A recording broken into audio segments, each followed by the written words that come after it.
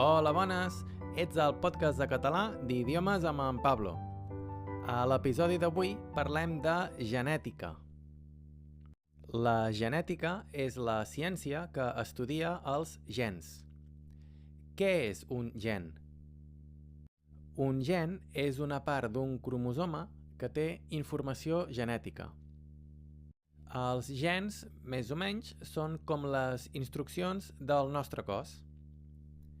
Aquí és diferent fer la diferència en la pronunciació entre un gen i la gen.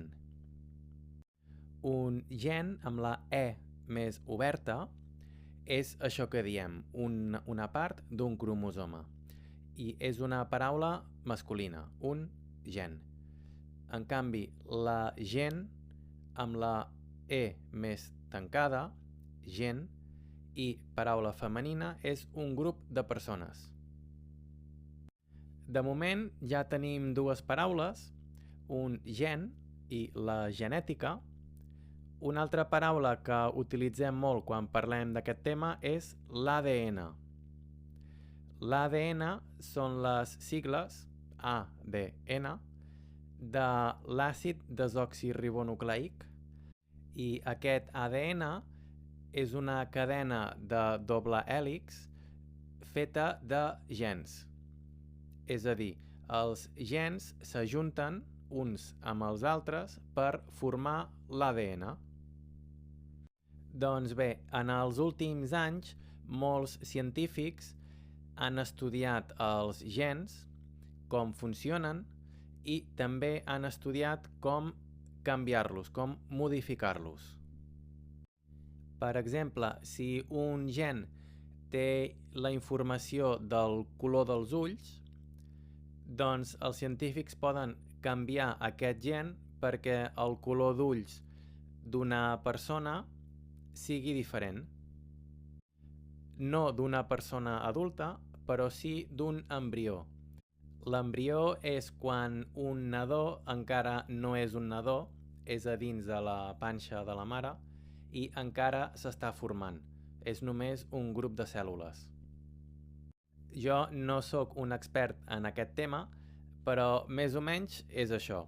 Els científics poden canviar els gens i així modificar diferents aspectes del futur nadó, com el color d'ulls, del cabell, l'altura, i també el poden modificar perquè sigui més resistent a les malalties. I aquí hi ha dos processos diferents. Un que és la selecció genètica i l'altre que és la modificació genètica. La selecció genètica, del verb seleccionar, és quan tu esculls, tries o selecciones els gens que vols que tingui el nadó. Dins de tots els gens disponibles del pare i de la mare. Per exemple, si tota la família del pare i tota la família de la mare tenen els ulls marrons, doncs tu no pots seleccionar el gen d'ulls blaus perquè no hi és. En canvi, en la modificació sí que es pot fer això, perquè modifiquem el gen perquè sigui diferent. La genètica, en general, és un tema que genera molta controvèrsia. Hi ha gent que està a favor i gent que està en contra. Perquè, clar, si modifiquem els nostres gens, en teoria podríem crear una raça diferent. Podríem crear superhumans. Gent més forta, més intel·ligent, més resistent a les malalties. I això que pot semblar bo, a primera vista, planteja un problema ètic. Està bé canviar les instruccions de la pròpia natura? Està bé, com diu molta gent, jugar a ser Déu?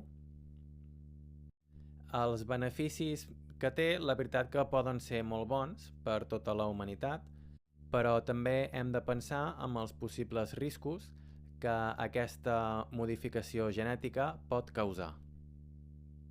A part del problema moral, també surt el problema econòmic. Qui pot pagar aquestes modificacions genètiques? De moment, els únics que podrien pagar aquestes coses són la gent més rica del planeta. A la Unió Europea, actualment, no és legal la selecció ni la modificació genètica, excepte en casos on l'embrió o el futur nadó tingui un risc molt alt de patir una malaltia rara. En aquests casos sí que es pot recórrer a aquest procés.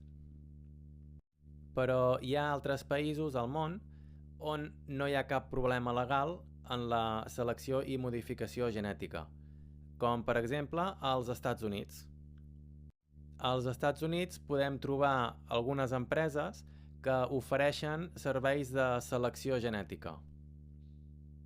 N'hi ha una que es diu Nucleus, que ofereix aquest servei de selecció genètica i promet, entre d'altres coses, disminuir el risc de certes malalties, com per exemple un 1% menys de risc d'Alzheimer o un 2% menys de risc de Parkinson, o també un 9% menys de risc de diabetis tipus 2. I a part d'això, també pots triar el color dels ulls o del cabell, entre d'altres coses. La veritat és que els percentatges no són gaire alts, no? Un 1%, 2% o 9% és poc, sobretot si tenim en compte el preu del servei. El preu del servei bàsic és de $40.000, com a mínim. És a dir, a partir de $40.000. Això vol dir que el preu final pot ser molt més car. Tu què creus? Val la pena pagar tants diners per tenir un 1% menys o un 2% menys de risc en algunes malalties? Sigui com sigui, hi ha diverses empreses d'aquest tipus i de moment sembla que funcionen perquè existeixen i guanyen diners, o sigui que hi ha gent que paga per rebre aquests serveis. Però això de la genètica no es queda només en els humans, sinó que també, com segurament ja saps, es fa en animals i plantes. Durant els últims 20 anys, aproximadament, hi ha hagut bastants experiments en animals i en plantes modificant-los genèticament. Com, per exemple, un experiment que van fer científics de Corea del Sud on van modificar uns gats per fer-los brillar a la foscor. Sí, els gats brillaven, és a dir, feien llum a la foscor. Si no m'equivoco, era a la foscor, però amb llum ultravioleta. És a dir, que brillaven també a causa de la llum ultravioleta.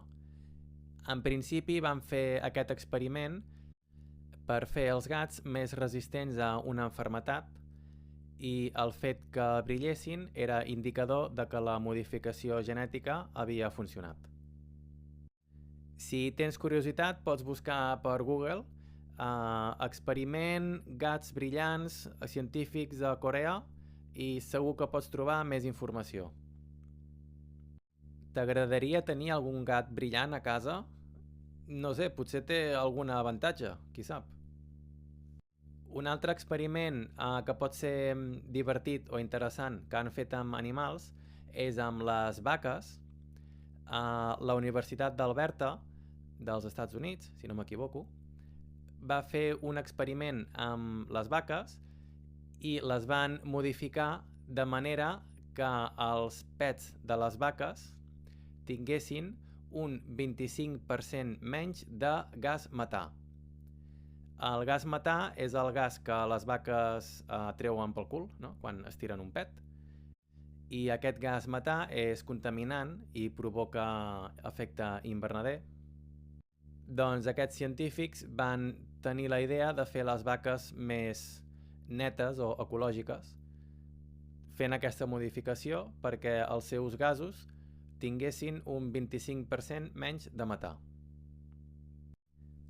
I això de les modificacions genètiques no es queda només en els humans, plantes i animals, sinó que també arriba al menjar. Sí, el menjar també el modifiquen genèticament. Ja han fet uns quants experiments on han han implantat vacunes als plàtans. És a dir, tu si et vols vacunar de la grip o de l'hepatitis B o d'una altra malaltia, avui en dia has d'anar a l'hospital i t'han de posar una injecció. Doncs potser després d'uns anys, en el futur, només hauràs de menjar un plàtan. I això no és tot. També han aconseguit modificar les gallines de manera que els ous de les gallines, que nosaltres ens mengem, també estiguin modificats genèticament i siguin ous medicinals. És a dir, que en comptes de prendre una pastilla per un medicament, ens podem menjar un ou. Sens dubte és una cosa sorprenent. Tu què en penses de tot això? Creus que és bona idea jugar amb la genètica? Creus que en el futur els hospitals tindran restaurants amb vacunes i medicines que menjarem?